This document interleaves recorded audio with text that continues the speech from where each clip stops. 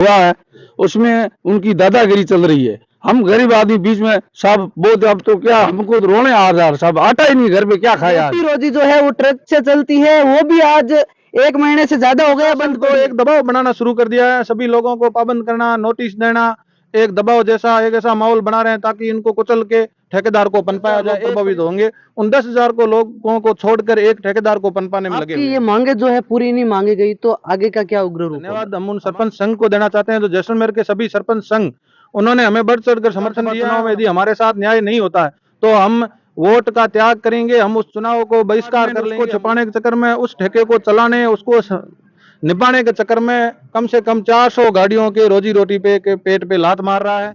नमस्कार साथियों, मैं हूं ओमराज उपाध्याय, आप देख रहे हैं भारत सनसनी।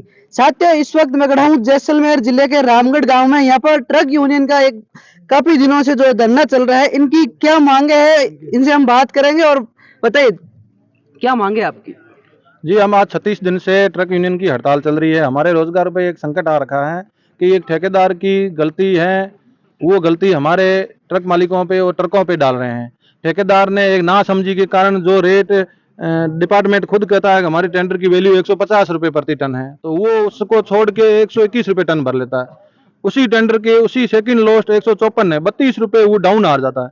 उसकी जो गलती है, डिपार्टमेंट उसको छुपाने के चक्कर में, उस ठेके को चलाने, उसको निभाने के चक्कर में कम से कम 400 गाड़ियों के रोजी रोटी पे के पेट पे लात मार रहा है। परिस्थिति ऐसी हो गई है कि अब हमारे पास कहने सुनने में कुछ नहीं है। ना तो हम कोई किसी व्यक्ति विशेष के विरोध में है, ना कोई किसी पार्टी के विरोध में है। हम तो यही चाहते हैं जो हमारा न्याय है, जो हमारा हक है वो हमें मिले, क्योंकि हमारे जमीनें, हमारे पशुधन इस डिपार्टमेंट, इस RSMM के लाइमस्टोन की शुरुआत होने के पीछे वो सब बिक चुके हैं। उसको बेच के हमने गाड़ियां ली है। अब वो गाड़ियों का भी रोजगार संकट हो रहा है, तो इस लाइमस्टोन से इन आम आदमी, गरीब आदमी को क्या फायदा हुआ, ये परिस्थिति होगी। अभी जो ये धरना चल रहा है, प्रशासन को अवगत कब से करवाया? हमने धरना शुरू किया उसी दिन प्रशासन को अवगत करवा दिया था। इतने दिन प्रशासन ने रवैया ठीक था और डिपार्टमेंटली हमारे मीटिंगें चली, लेकिन वो समझौते पे पहुंचे ही नहीं। हम तो ये कह रहे हैं कि हमारे जो चलते रेट से उससे भले 2 रुपये प्लस करो। ये तो कह रहे हैं चलते रेट से 7 रुपये कम करो ठेकेदार, क्योंकि ठेकेदार के रेट कम आ गए हैं।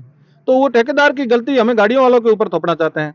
अब प्रशासन तो एक दबाव बनाना शुरू कर दिया है, सभी लोगों को पाबंद करना, नोटिस देना, एक दबाव जैसा एक ऐसा माहौल बना रहे हैं ताकि इनको कुचल के ठेकेदार को पनपाया जाए। एक परिवार के पीछे ये यहाँ प्रत्यक्ष रुपये 400 गाड़ियों के पीछे 1500 परिवार से ज्यादा 10,000 लोग प्रभावित होंगे। उन 10,000 को लोगों को छोड़कर एक ठेकेदार को पनपाने में लगे हुए हैं।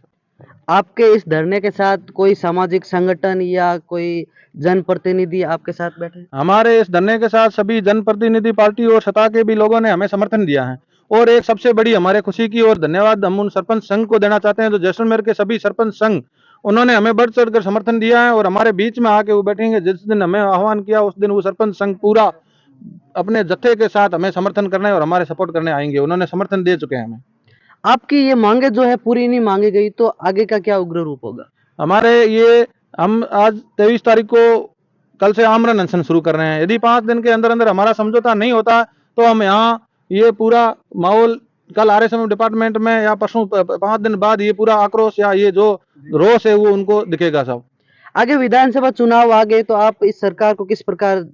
हम सब ये कहना, इनके मुंह से आप सुन लो सबको, हमने ये सबकी मंशा है। वो मैं कह रहा हूँ कि साहब ये कह रहे हैं आगामी विधानसभा चुनाव में यदि हमारे साथ न्याय नहीं होता है तो हम वोट का त्याग करेंगे, हम उस चुनाव को बहिष्कार कर लेंगे, हम वोट नहीं करेंगे। साहब कैसे, आपकी इच्छा क्या है? वोट नहीं करेंगे साहब, वोट बिल्कुल हम त्याग कर लेंगे। साथियों, इनके जो है मांगे अगर पूरी नहीं होती है तो ये सब लोग मिलके जो चुनाव के अंदर वोट होते हैं उनका बहिष्कार करेंगे। और भी हमारे साथ है, उनसे हम बात करेंगे। जो ट्रक ड्राइवर है, ट्रक के मालिक है, उनसे भी बात करेंगे। बताइए क्या? साहब जी, बहुत गरीब आदमी 30 दिन से धरने पे बैठे हैं। खाने के लिए आज घर पे आटा नहीं है, ड्राइविंग करके गाड़ी चलाते हैं। ठेकेदार साहब का या जो टेंडर हुआ है उसमें उनकी दादागिरी चल रही है। हम गरीब आदमी बीच में सब बोलते अब तो क्या हमको तो रोने आ रहा, सब आटा ही नहीं घर पे क्या खाया। आज 30 दिन 35 दिन से धरने पे बैठे सर, ठीक है। आज हमारी ऐसी स्थिति हो गई, अब आपको आंसू आने लग गए। बहुत जुल्म हो रहा है सर हम पे। हमारे यहाँ प्रशासन बहुत जिला जो हमारे जो जितनी मांगे थी वो हमारे पूरी रद्द कर रहे हैं। जो हम मांग रहे हैं वो आज 4 साल से हमारे कुछ नहीं मिल रहा है। हमारी सर गवर्नमेंट से यही अपील है, कोई हमें करके हमको न्याय दिलाए। नहीं तो सर हमारा तो बिल्कुल रोजगार बिल्कुल बंद हो गया साहब। आज से तो हमारा आटा ही नहीं सर, हम तो घर पे भूखे बैठे आज 2 दिन से, ये हमारी हालत है साहब। साथियों, आपने इनकी बात सुनी, किस प्रकार इन्होंने बताया कि इनकी रोटी रोजी जो है वो ट्रक से चलती है, वो भी आज 1 महीने से ज्यादा हो गया बंद पड़ी है। और भी हमारे साथ जनता है, उनसे हम बात करेंगे। बताइए क्या कहेंगे। ये पिछले 35 दिनों से ये धरना चल रहा है, लेकिन इनकी मांगें सुनना बिल्कुल ऐसे समझो, ऐसे लग रहा है अब इन लोगों को विश्वास ही नहीं हो रहा है कि हम किस जमाने में जी रहे हैं। भारत है वो आज अपना अमृत महोत्सव मना रहा है, यानी देश आजाद हुए 75-80 साल हो गए, लेकिन इन जो गरीब मजदूर किसान ट्रक मालिक है, इनकी आवाज को दबाया जा रहा है, इनकी आवाज सुनी नहीं जा रही है। और वास्तव में ऐसा लग रहा है कि लोकतंत्र के अंदर भी ऐसी व्यवस्था, ये मतलब हकीकत में देखा नहीं जा सकता है, ये व्यवस्था है। राजस्थान सरकार जब खतरे में थी तो जैसलमेर आके उन्होंने अपनी सरकार बचाई है, और आज आप देख रहे हैं ये जो आम जनता जिसकी रोटी रोजी खतरे में है, उसके अभी तक सरकार जो है इसके कान की जू नहीं रखी है। क्या कहेंगे आप। ये इस सरकार को राजस्थान के जैसलमेर जिले में आने के बाद में वो सरकार बची है।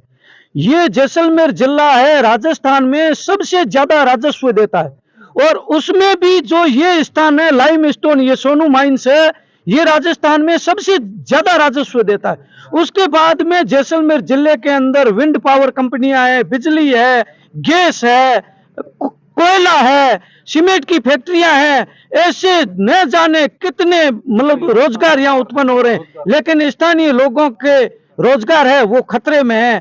यहाँ के स्थानीय लोगों को 1% भी रोजगार नहीं मिल रहा है, ये वास्तविकता है, ये हकीकत है। राजस्थान सरकार, आपने सुना होगा किस प्रकार ये जो है आंदोलन कर रहे हैं, आगे भी उग्र आंदोलन की चेतावनी दे दी है। और सरकार, राजस्थान सरकार को इन्होंने चेतावनी दी है कि राजस्थान सरकार जो है खतरे में कहां से जाएगी, जब हम ये वोट ही नहीं करेंगे तो सरकार खतरे में कैसे जाएगी। कैमरामैन संतोष के साथ भोमराज उपाध्याय, जोधपुर।